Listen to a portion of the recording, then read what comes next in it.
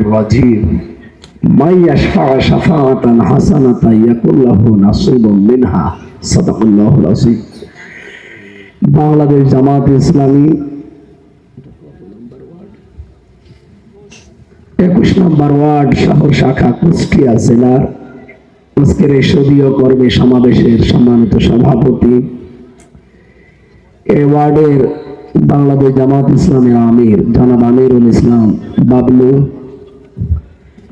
এই অনুষ্ঠানের প্রধান অতিথি বাংলাদেশ জামাত ইসলামের কুষ্টিয়া জেলার শ্রদ্ধাভাজন আমির অধ্যাপক মৌলানা আবুল হাশিম স্যার, মঞ্চে বসা আছেন যশোর কুষ্টিয়া অঞ্চলের টিম সদস্য আমাদের অভিভাবক অধ্যক্ষ খন্দকার একে আলী মহসিন স্যার, মঞ্চে বসা আছেন কেন্দ্রীয় মজলিসে শোরার অন্যতম সদস্য কুষ্টিয়া জেলার আমাদের মুরব্বী আমাদের অভিভাবক অধ্যাপক ফরহাদ হোসাইন স্যার, এখানে বসা আছেন কুষ্টিয়া জেলার এই সদর উপজেলার বাংলাদেশ জামাত ইসলামী মনোনীত উপজেলা ভাইস চেয়ারম্যান নমিনি জনাব খায়রুল ইসলাম রাবির ভাই, উপস্থিত আছেন কুষ্টিয়া শহর শাখার সম্মানিত আমির জনাব এনামুল হক, উপস্থিত আছেন এই জেলার বাংলাদেশ জামাত ইসলামীর সহকারী সেক্রেটারি অধ্যাপক মাজহারুল হক মুমিন এবং জেলা সদর সহ সামনে বসা যারা আছে জনতার এক অংশ। আমার কণ্ঠটা গতকালকে থেকে বসে যাওয়ার কারণে কথা বলতে কষ্ট হচ্ছে। সম্মানিত উপস্থিতি, আমাদের যে সমস্ত পরিচয়গুলো আমরা দেই বা আমরা জানি, 1 নম্বরে আমরা মানুষ, এটা আমাদের পরিচয়। 2 নম্বরে আমরা খলিফা বা প্রতিনিধি, এটা আমাদের পরিচয়। 3 নম্বরে সর্বোপরি পরিচয় হচ্ছে আমরা আল্লাহর গোলাম। বলেন তো আমরা কি? আল্লাহর গোলাম। সেই হিসাবে যারা এখানে এসেছে, নামাজ পড়া যেমন আমাদের কাছে ইবাদত, এখানে যে 1-1.5 ঘন্টা সময় ব্যয় করছি এইটাও আমাদের কাছে ইবাদত। এই ইবাদত থেকে দেশে অনেকে আমাদেরকে দূরে রাখার চেষ্টা করছে। আমরা দ্ব্যর্থহীন ভাষায় ঘোষণা দিচ্ছি, নামাজ আমরা যেভাবে ফরজ মনে করে পড়ি, রোজা আসলে যেভাবে সিয়াম সাধনা করি ফরজ মনে করি, আল্লাহর এই জমিনে বাংলাদেশের এই 56,000 বর্গ মাইলে আল্লাহর দিন কায়েম করা আমরা ঠিক ওই রকম ফরজ মনে করি।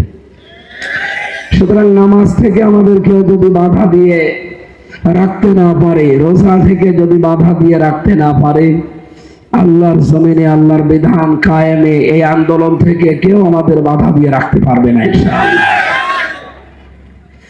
সামনে যেহেতু এই বিধানটা কায়েম করার যত পদ্ধতি আছে তার ভেতরে নির্বাচন একটা পদ্ধতি, অন্যান্য আরো বিভিন্ন উত্তম পদ্ধতি আছে। আমাদের এই অঞ্চলে যেহেতু এই পদ্ধতিটা চলে, সেহেতু আমরা ইসলাম প্রতিষ্ঠা করার জন্য এই পদ্ধতি বেছে নিয়েছি। গণতন্ত্র হারাম এই ফতোয়া যারা দেয়, এদেশে আপনি অন্য কোনো ব্যবস্থা নিয়ে এসে দিন কায়েম করতে পারবেন না। যারা আমাদেরকে এতদিন পর এই নতুন নতুন ট্যাগ লাগাতে আছেন যে আমরা মওদুদির মুরিদ, এমনকি অনেক আলেমকে টাকা পয়সা দিয়ে এই ফতোয়া দেওয়ানো হচ্ছে। শুধু কুষ্টিয়া না, সারা দেশে বিভিন্ন আলেম ওলামার নাম দিয়ে তারা লাগিয়ে দিয়েছে যে এদেরকে তোমরা মওদুদির মুরিদ বলবা, এরা ধান্দাবাজ, এরা দুনিয়াদার, আরো বাকি যে শব্দগুলো আমি নাই বললাম, ওগুলো যেহেতু জনগণ এখন আর খায় না, ওইগুলো এখন ওই রকম আর আসে না। এখন আলেমদেরকে লাগিয়ে দিয়েছে এই দলের বিপক্ষে। বাংলাদেশে আমরা যারা রাজনীতি করি, জামাত ইসলামী বাংলাদেশ এবং ইসলামী ছাত্র শিবিরে, এদিকে তাকান, আল্লাহর কসম আমরা কোনোদিন আল্লামা সাইয়্যিদ আবুল আলা মওদুদী রহমতুল্লাহ আলাইহি ওনাকে আমরা ইমাম মানি না, মাযহাবের ইমামও মানি না, এমনকি ওনাকে আমরা ফিকর করো মাসলা মাসাইলের ক্ষেত্রে ওনার মাসলা আমরা মানি না। উনি একজন রাষ্ট্রচিন্তক ছিলেন, দার্শনিক, এবং বিশ্বের ভেতর একজন নাম করা আলেম ছিলেন। আপনি দেখবেন ওনার নাম উচ্চারণ করতে হলে মাওলানা বলা লাগে। আমি বাইরের কিছু দেশে দেখেছি ওনার নামে রড পর্যন্ত করা আছে, সৈয়দ উস্তাদ মাওলানা আবুল আলা মওদুদি অথবা উস্তাদ মাওলানা মওদুদি রোড, এইরকম দেওয়া আছে বিভিন্ন দেশে। মদিনার পাশে যে বিশ্ববিদ্যালয়, উনি আজীবন এটার ভাইস চ্যান্সেলরের দায়িত্ব পালন করেছিলেন, সদস্য ছিলেন এই বিশ্ববিদ্যালয়ের। মুহাম্মদ রাসূলুল্লাহ সাল্লাল্লাহু আলাইহি ওয়াসাল্লামকে জীবনে কতবার স্বপ্ন দেখেছেন এটা আল্লাহ ছাড়া কেউ জানে না। এই মানুষটাকে নিয়ে যত নিকৃষ্ট এবং ছোট কথা বলা হয়, যারা বলে আমার মনে হয় ওনারা ওনার সম্পর্কে জানাশোনা না করে ওই বাবারা যা বলেছে, মুরব্বীরা যা বলেছে, আকাবিররা এই স্রোতে চলে তারা। যেহেতু তাকে আমরা ইমাম মানি না, মাযহাবের কোন ইমামও মনে করি না, ওনার একটা দর্শন আমরা নিয়েছি যে রাজনৈতিক ভাবে যদি এদেশে ইসলাম প্রতিষ্ঠা করতে চায়, গণতান্ত্রিক পদ্ধতিটা ওনার কাছে ভালো মনে হয়েছিল, আমরা এই পদ্ধতিটা বেছে নিয়েছি। এছাড়া বাকি ইসলামের যত দিক বিভাগ আপনি দেখেন, বাংলাদেশ জামাত ইসলামী আল্লামা আবুল আলা মওদুদির কোনো বিষয় তারা মানে না। আপনার কাছে এই পদ্ধতি ভালো না লাগলে আপনি ফতোয়াবাজি না করে নিজে নতুন করে একটা তৈরি করেন। এই বিভ্রান্ত গুলো এখন হঠাৎ নতুন করে অনেকে মাথা ছাড়া দিয়ে উঠেছে, এই জন্য আমরা তাদেরকে সাবধান করছি আপনারা থামবেন। যেহেতু একটা ঐক্য আরম্ভ হয়েছে এই দেশে, এটার ফাটল ধরানোর জন্য যারা চেষ্টা করবে তারা দেশ এবং জাতির শত্রু। আজকে বাংলাদেশ জামাত ইসলামী কর্তৃক সারা বাংলাদেশের যত উপজেলা আছে, যত থানা শহর আছে, সব জায়গায় বিক্ষোভ মিছিল ছিল। আপনারা কুষ্টিয়াতেও দেখেছেন, এটা আজকে মিডিয়া যেভাবে এসেছে, সারা বাংলাদেশে ঠিক এইভাবে চলছে যে 5 দফা দাবি আদায়ের জন্য। আমরা যেহেতু নামাজের মতো মনে করি ইসলামী আন্দোলনকে, সিয়াম সাধনার মতো মনে করি ইসলামী আন্দোলনকে, সুতরাং এই মিডিয়ার মাধ্যমে এদেশে যারা দায়িত্বে আছেন এবং যারা বিরোধিতায় এই 5 দফার আছেন, আমরা জানিয়ে দিতে চাই জীবন থাকতে 5 দফা আদায় করে আমরা বাড়ি ফিরবো ইনশাআল্লাহ। আমার রবিন ভাই বলছিলেন না যে কয়েকটা বিষয় দেখে ভোট দেওয়া লাগে। সামনে জামাত ইসলামী বাংলাদেশও যেহেতু এই পদ্ধতিতে আসতেছে, যারা এখনো এই সমস্ত মনে করেন যে আমার ভোট আমি দেব, যাকে খুশি তাকে দেব, না, এটা জায়েজ নেই। আপনি যদি আল্লাহ রসুলে বিশ্বাসী হয়ে থাকেন, ভোট একটা আমানত। ভোট কি বলেন তো? এই আমানত আপনি যারটা তার কাছে দেবেন। প্রশ্ন আসতে পারে, আপনি কি এই আমানত কি আমার কাছে রেখে দিয়েছেন? আমি রাখি নাই, আল্লাহ রাসূল রেখেছে।